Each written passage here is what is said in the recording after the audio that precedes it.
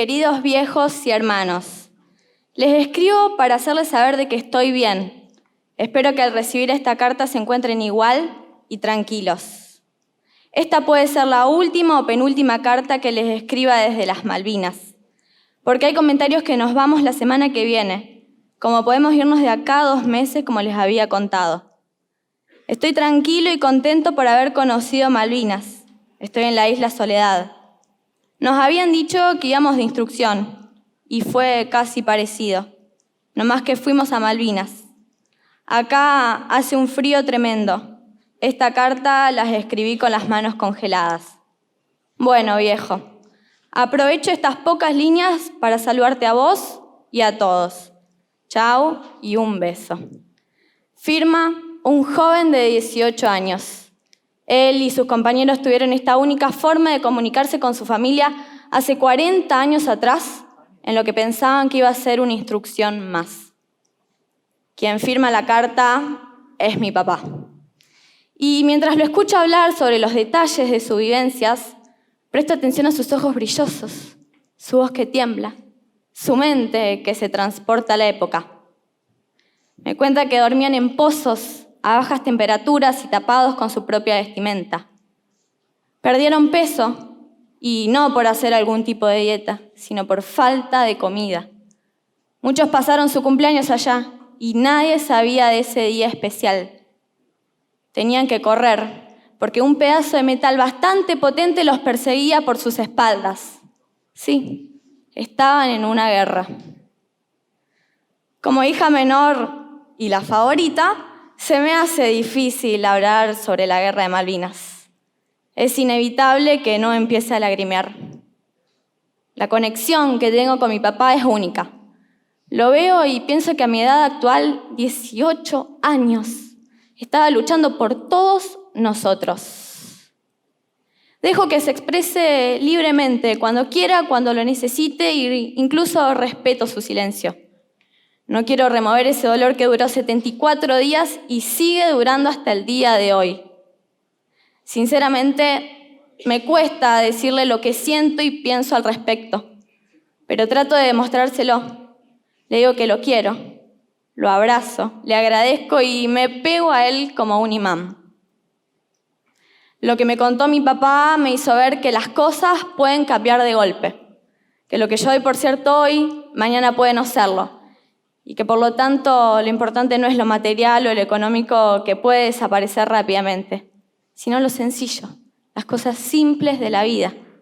Esos asados en familia o con amigos, la cama calentita que tengo cada invierno, mi cumpleaños, el día más especial, los bellos atardeceres, los mates compartidos. Y podría seguir enumerando sobre lo que estoy agradecida y valoro, porque gracias a eso me di cuenta que disfrutar de lo simple y cotidiano me trae paz y calma. Y hasta 2020 mi charla hubiese terminado acá, como un elogio a valorar lo simple en la vida, aquello que pensaba que no cambiaba.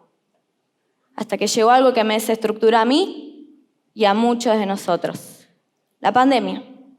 Eso que pensaba que no cambiaría, finalmente lo hizo. Y de pronto lo simple dejó de ser simple. Ya no había más asados, ni mates con amigos, y menos aún cumpleaños compartidos. Me sentía mal, triste y asustada, hasta que descubrí otras cosas. Los rincones de mi casa, los sabores de la comida, las amistades firmes que seguían a través de una pantalla, el privilegio de tener a mi familia sana. Me reencontré con la simpleza, otra simpleza, y volví a estar nuevamente en paz. Fue en este tiempo que me di cuenta que tal vez el secreto está en buscar permanentemente lo simple en todo lo que hago. Porque cuando lo encuentro algo hace clic. Las cosas toman sentido y me siento bien. El festejo que hacen mis perros cuando me ven llegar. Los abrazos de mis amigas que tienen ese no sé qué, pero que me salvan. Los consejos que salen del corazón. Y sigo encontrando cosas que me llenan todos los días. Hoy tengo 18 años y miles de dudas. Un futuro totalmente incierto. La pregunta que más odio, Euge, ¿qué vas a estudiar? Y sí, no sé eso, ni cómo va a ser mi vida, o si me va a ir bien o mal. Debo admitir que me asusta pensarlo. Pero voy a tratar de encontrar lo sencillo en todo lo que haga. Aferrarme a eso que elijo. Una vez me pregunté cuál era mi lugar feliz. Y se me venían a la mente lugares físicos, pero sentía que esa no era la respuesta.